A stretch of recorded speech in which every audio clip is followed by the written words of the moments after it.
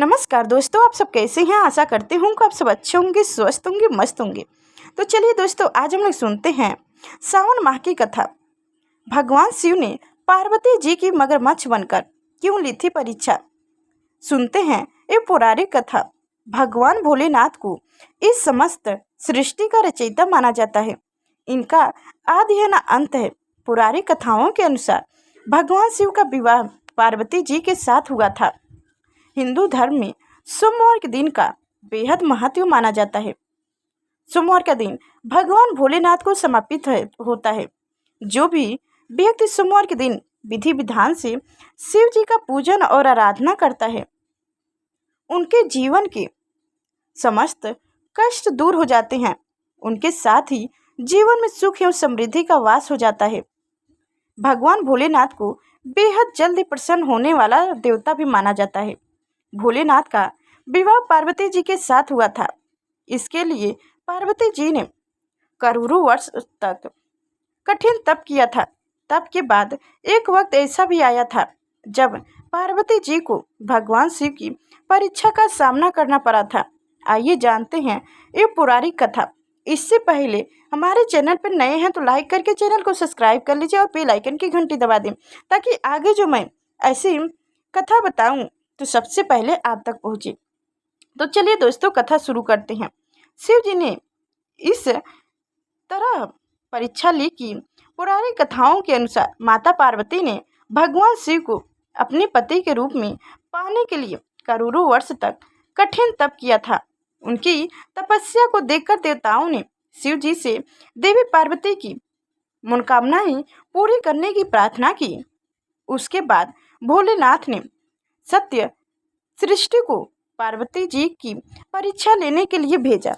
इस परीक्षा के दौरान सत्य ऋषि ने शिव जी के डरों और गुरु का बताते हुए माता पार्वती से शिव जी से विवाह करने को कहा, लेकिन पार्वती जी ने अपने निर्णय से टस से मस भी नहीं हुई। इस पर खुद भोलेनाथ ने माता पार्वती की परीक्षा लेने का निर्णय लिया।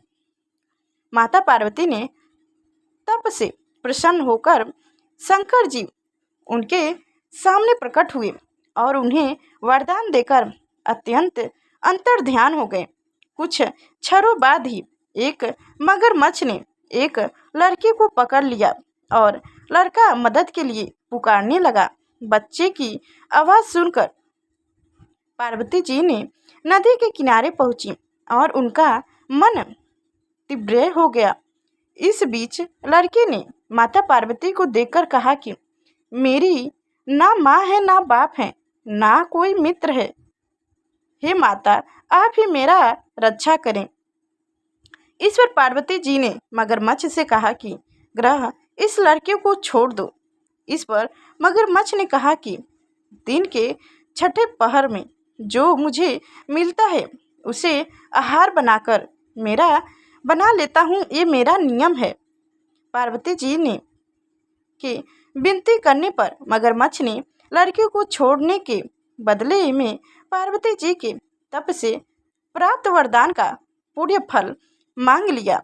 इस पर पार्वती जी ने तैयार हो गई। मगरमच्छ ने बालक को छोड़ दिया और तेजस्वी बन गया।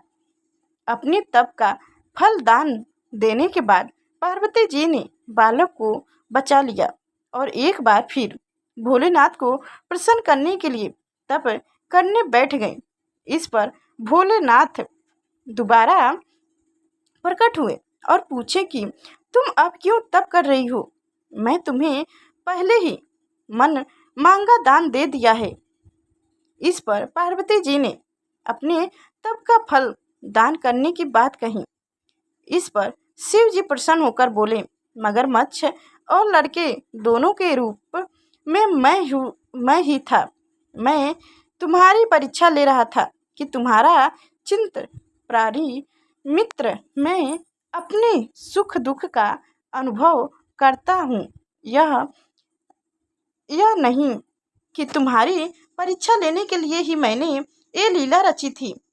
अनोखो रूप में देखने वाले मैं ही है। एक सत्य हूँ, अनेक शरीरों में नजर आने वाला मैं निब्रिय कार हूँ। इस तरह पार्वती जी शिव जी से परीक्षा में उत्तीर्ण हुई और उनकी अर्धांगिनी बनी। तो दोस्तों हमारी कथा कैसी लगी कमेंट में बताएं, और अभी तक हमारे चैनल को सब्सक्राइब नहीं किया तो सब्सक्राइब करके बेल आइकन की घंटी दबा दें, ताकि आगे जो मैं इस तरह की व्रत कथा, सावन माह की अन्य कथा बताऊं तो सबसे पहले आप तक पहुंचे। तो चलिए दोस्तों, नमस्कार।